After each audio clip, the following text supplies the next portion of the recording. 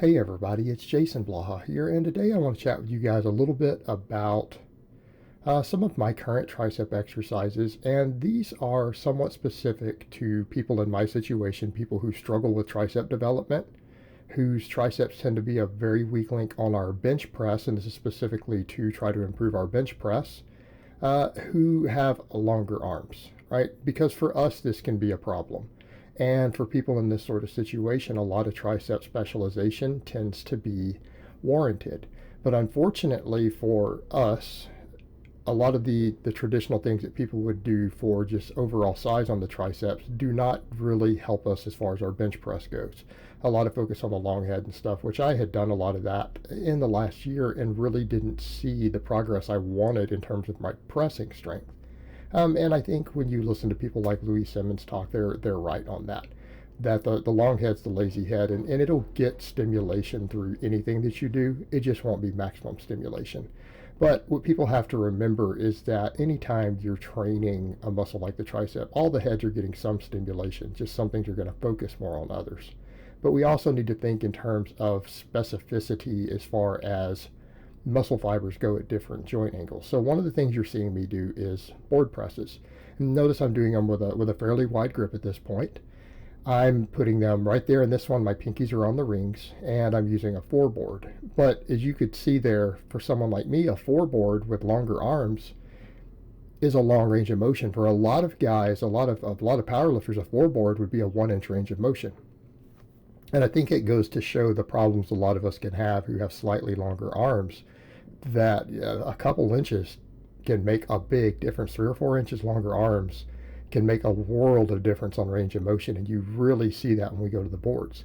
But when we go to board presses, what we end up doing is that we take some of the stress off the shoulder joint so that we can do wider grip pressing in a way that doesn't aggravate the shoulder as much, because we're cutting down the part where there's the most tension and stress on the shoulder on the pec at the bottom. Now, I personally still feel a tremendous amount of pectoral work when I do the board presses. Feel a tremendous amount. So that can also tell us that sometimes our lockout itself can still be limited by certain parts of the pectoral. There are parts of any muscle when we go through a range of motion, there are going to be fibers that are somewhat specific to any given joint angle. So the thing to keep in mind there is that if you're weak on the lockout, it could be your chest, not just your triceps involved. But with the board press, it allows us to do a lot of work through, say, the top half of the range of motion. We can usually use more weight for a lot more reps, obviously, because it's technically, mechanically easier. And that's a point that we have to remember there. If you're seeking overall muscle hypertrophy, partials like that are not your best option. Right? They're not your best option. Your chest is not going to grow ideally from that, for example. But when we're dealing with something specific, such as needing the triceps to be stronger to lock the weight and to strengthen the triceps specifically through ranges of motion close to where we stall, it's helpful. So in my case with the 4-board, usually if I stick or my triceps really become a point where they cause me to miss a lift, I actually have the bar starting several inches below that point, not at the point where I stick, to again train the triceps to handle heavy weights and build work capacity through there. It's not just about the weight, but the total work capacity and doing a bunch of reps with a weight that would be relatively heavy for you through there. So that again, we give them the work capacity so that if your triceps are getting a little fatigued, they can still push through. And that's all that's about. You guys also see me doing a lot of dips. Now the ones here I'm doing mostly sets of 12, I think with a 45-pound plate.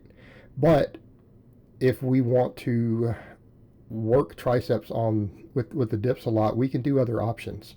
I've done them with chains, I've done them with bands.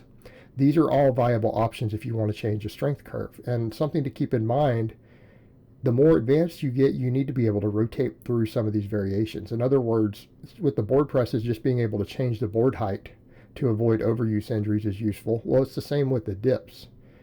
Dips against bands create their own completely different training response, and you guys have seen me doing a fair amount of those lately. But for the phase where this one was recorded, because I don't know when this video will be up, it could be up weeks after I record it. I predict 2 to 3 weeks. So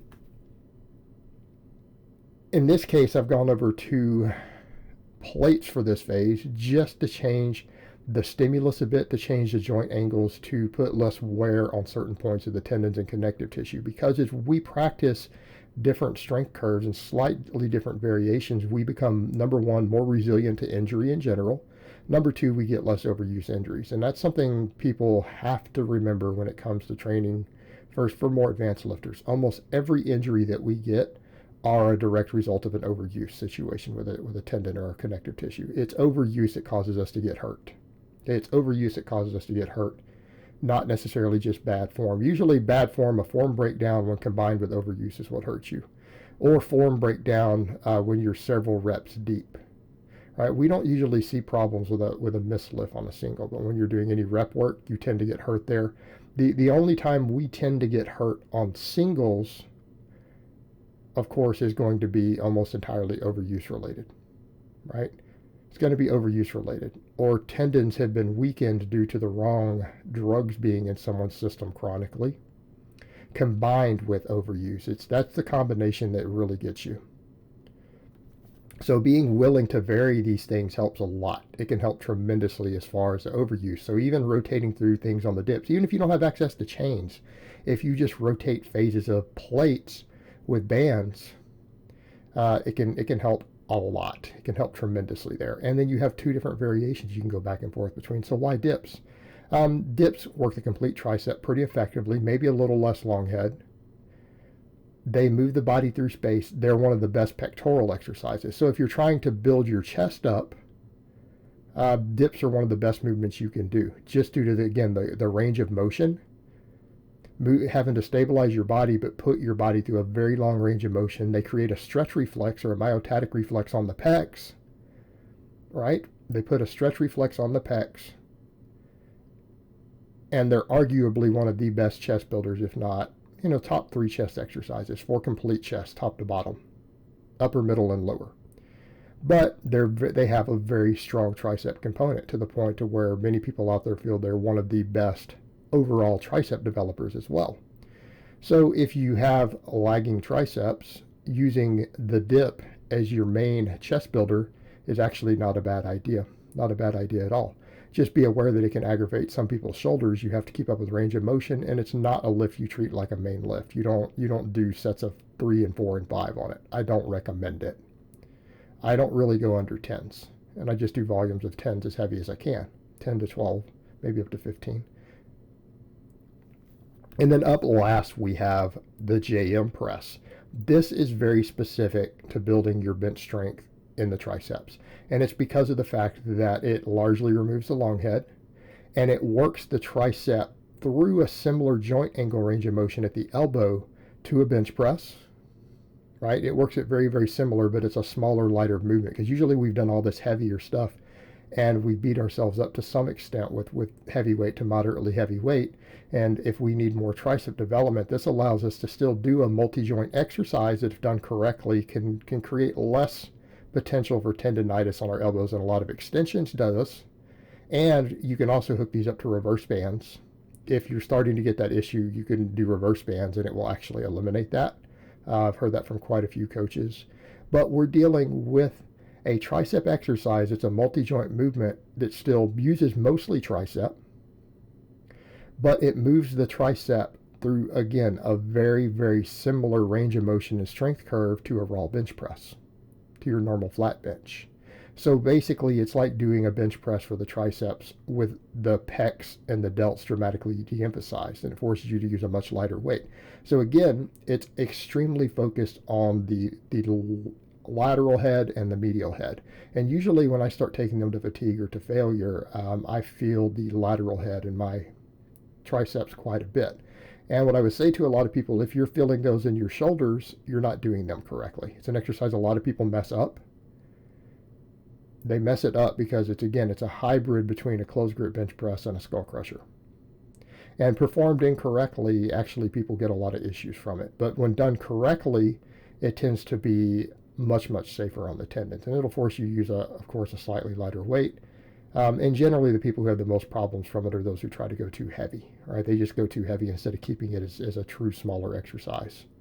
But for now, these are more or less what I'm doing these days for triceps. This is what I'm doing to try to bring my bench press up as far as my tricep development goes, and of course the dip being my overall chest and tricep developer.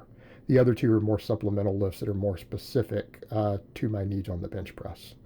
All right, guys, but that's really all I have to say on that today. I hope it's been informative, and I will talk to you guys next time.